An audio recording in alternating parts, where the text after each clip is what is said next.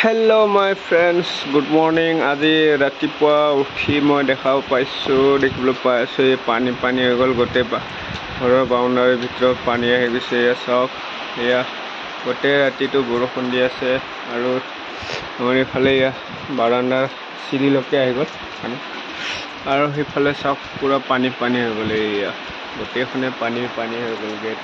গেটলৈকে gate ভিতৰত পানী আহি গ'ল। এইফালে দেখাব পাই আছো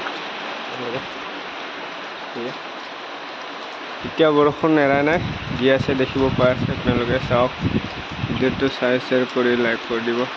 আৰু আজিতো চাগে বোকা ৰাস্তাটো আৰু গোটেই বোকা হৈ গ'ল। গাড়ী ঘোড়া আহিবৰ কাৰণেতো দেখাই পাই আছে আপোনালোকে, ভিডিঅ' দিয়ে আছে মই। আমাৰ ইয়াত